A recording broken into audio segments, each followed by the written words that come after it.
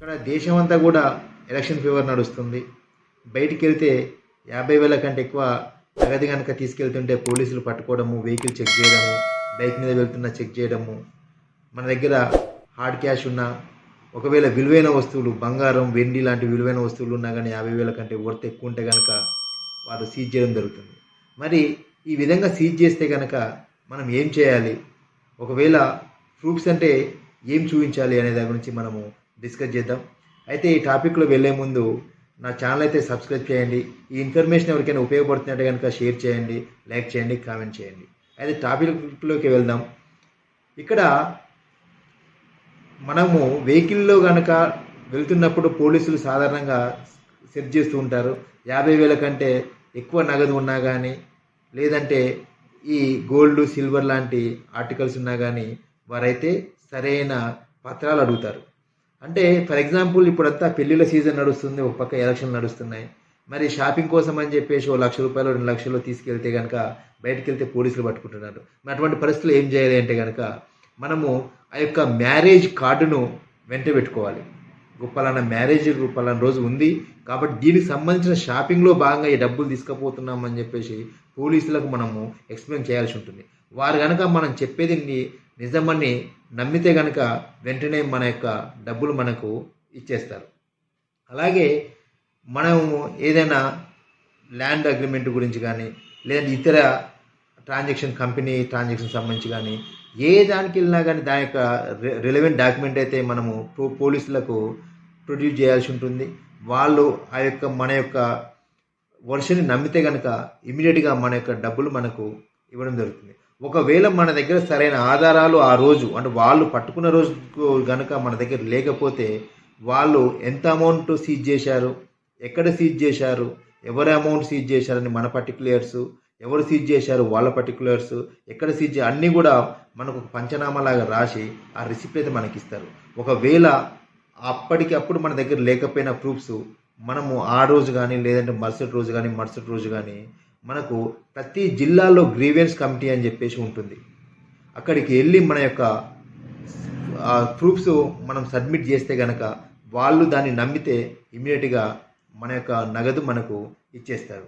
ఒకవేళ 10 లక్షల కంటే ఎక్కువ నగదు దొరికితే కనుక ఇమ్మీడియట్గా పోలీస్ వాళ్ళు ఐటీ డిపార్ట్మెంట్కి అయితే ఇన్ఫామ్ చేస్తారు. అప్పుడు వాళ్ళు ఈ యొక్క నగదు ఎక్కడి నుండి వచ్చింది, ఈ నగదుకు ఐటీ పే చేస్తారా, ఇవన్నీ కూడా ఎంక్వైరీ చేయడం అనేది జరుగుతూ ఉంటుంది.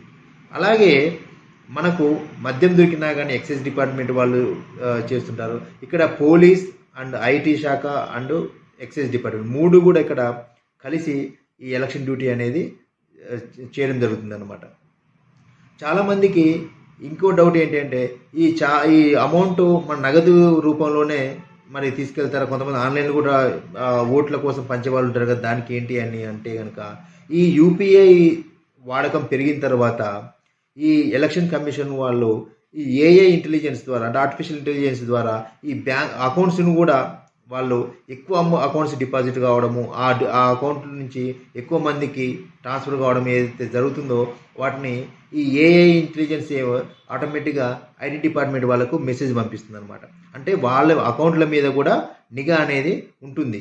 ఈ ఎంత అమౌంట్ వీళ్ళకి డిపాజిట్ అవుతుంది, ఎంతమందికి ట్రాన్స్ఫర్ అవుతుంది, ₹1,000 2,000 ఇట్లా ఈ విధంగా 50,000 ₹1,00,000 ఈ విధంగా ఎక్కువ మందికి ట్రాన్స్ఫర్ అవ్వడము, ఎక్కువ అమౌంట్ డిపాజిట్ కావడము, ఇటువంటివి ఏమైనా జరిగితే కనుక ఆటోమేటిక్గా ఆ బ్యాంకర్ నుండి ఇన్ఫర్మేషన్ ఐటీ డిపార్ట్మెంట్కి వెళ్తుంది. అప్పుడు ఐటీ డిపార్ట్మెంట్ వాళ్ళు దాని అకౌంట్ పైన నిఘా పెట్టి వాళ్ళు ఎంక్వైరీ చేయడం జరుగుతుంది అనమాట. ఇంకా చాలా సాధారణంగా ఇంకో డౌట్ ఏమొస్తుందంటే ఈ 50,000 ₹1,00,000 2,00,000 ఈ విధంగా దొరికినప్పుడు చాలామంది ఏంటంటే అరే అక్కడికి పోతే ఇంకేం క్వశ్చన్లు అడుగుతారు, ఇంకేమి చేస్తారు, లేదంటే ఇంకా ఏమన్నా ప్రాపర్టీలు సీజ్ చేస్తారేమో ఒక భావనతోటి చాలామంది పోతే పోయినలు అని చెప్పేసి వదులుకునే వాళ్ళు కూడా చాలామంది ఉంటారు. మరి ఈ అమౌంట్ని ఏం చేస్తారు? ఇప్పుడు సరే 1,00,000 2,00,000 అయితే ఒక్కోసారి 10 కోట్లు 20 కోట్లు కూడా బ్లాక్ మనీ దొరుకుతుంది.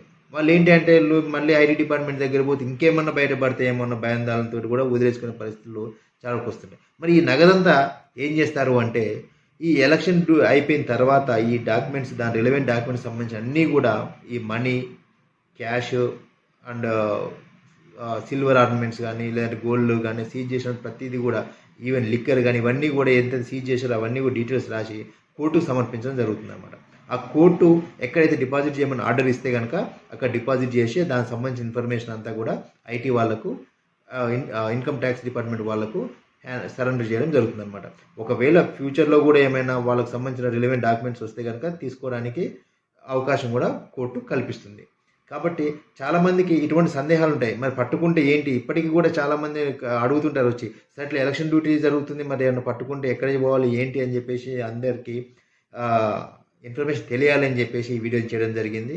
దయచేసి ఈ వీడియో అందరికీ షేర్ చేస్తూ ఉండండి. మీ శ్రీధర్ దుగుంట్ల. Thank you.